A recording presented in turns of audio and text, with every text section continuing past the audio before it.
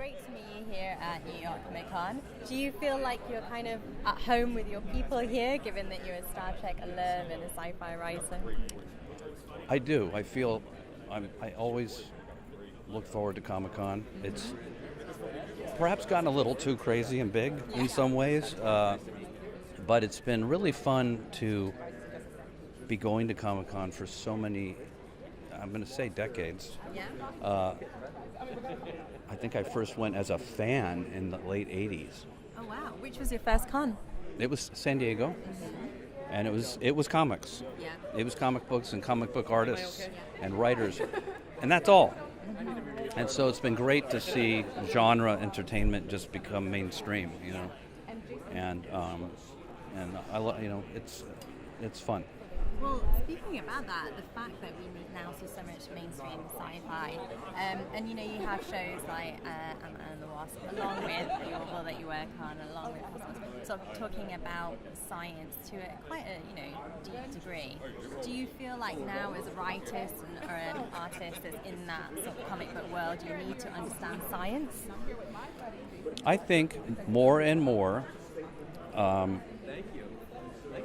It's a weird thing because writing science fiction for so long, it amazes me how I haven't run out of ideas yet, and because there's so many ideas in nature to draw upon. An entire universe to draw from. Yeah, like I'm writing the Orville too, and I was worried when I first got him when Seth asked me to be involved with that, because I'm like, I don't know if I can do this again. What was the worry? I'm out of ideas, man. But the fact is, it's when you can make anything that you can dream up or discover, it's not that hard. I mean, it's hard, but it's fun. And I do think there's a new rigor that is applied to science fiction entertainment, like Ant-Man. Like they got into some quantum stuff. Yeah, they did. Yeah. And I haven't seen it. I hope it doesn't step on our quantum physics episode. But the audience wants it. Yeah. They're not daunted by it, and that's why when we present the science on the show, we always try to make it clear, but we never dumb it down. People love it. Yeah.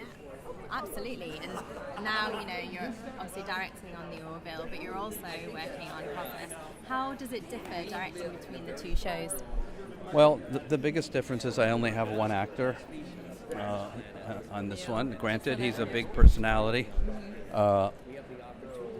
In some ways, I mean, the Orville was really, really challenging. It was a new show. We were trying to kind of figure out how to make it all work.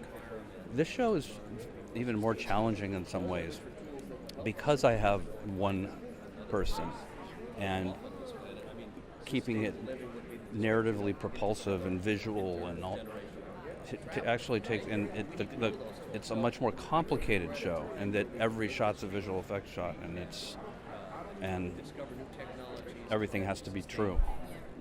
I can't make anything up. Right. Well, it must be fun to do that. It must be fun also because you kind of get to boss around Seth and Neil on the shows as well as a director. Oh, nobody, no. Nobody's bossing Seth around, trust me.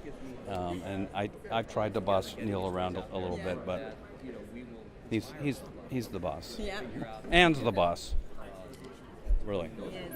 And so now, at the moment, I know that you're EP as well as a director. Can you tell us a little bit about some of the episodes that you're directing on Cosmos and also on the Orville? Well, this season, in season 2 of the Orville, I had to kind of make a choice which show to produce and direct, and I went with Cosmos. Okay. And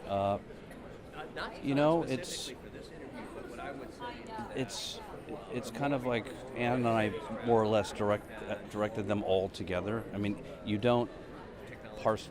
We cross-board all 13 hours. Right. So on any given day, you're working on episode 1, 4, and 7, 13. Mm-hmm. So, but I can't tell you my favorites yet because we just started editing, and without visual effects, you're just kind of staring at green screen and black. Yeah. and the tennis balls and the balls. tennis balls, Yeah. and you're like, this is terrible. Like this does not work. But it will, when it does come together. I think my personal favorite episode will be the one about this search for extraterrestrial life, and are we ready? And it's a show that actually ends up becoming a show about the life here on Earth that we haven't even bothered to try to understand what they're saying. And some of them are speaking in very complex languages, like the bees and the trees. How dare we even think that we're ready? I think that'll be my favorite one. But I don't know. Who knows? Can't wait to see it. Yeah. And I know that also at the moment, because with so much going on in sort of the science world, and it's sort of a bit of a dark time at the moment, is there something, any sort of part of pioneering science that you're really excited to see move forward?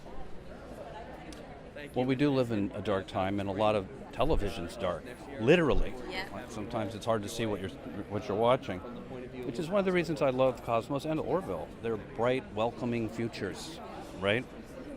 I wish, at what kind of science is being done today that's incredibly exciting. I have to keep turning back to quantum physics, and the fact that we are using quantum principles to make quantum computers and quantum encryptions is insane to me, because we're using scientific concepts that we don't understand. We don't know why it happens, but we're able to harness it. And the analogy that we use in the show, it's like when we first started using fire. We had no idea what fire even was, but we were able to use it. And that's what's happening right now in quantum physics. So that's, to me, very exciting. Absolutely. And it is a little bit of a wait before the next season of Cosmos comes out.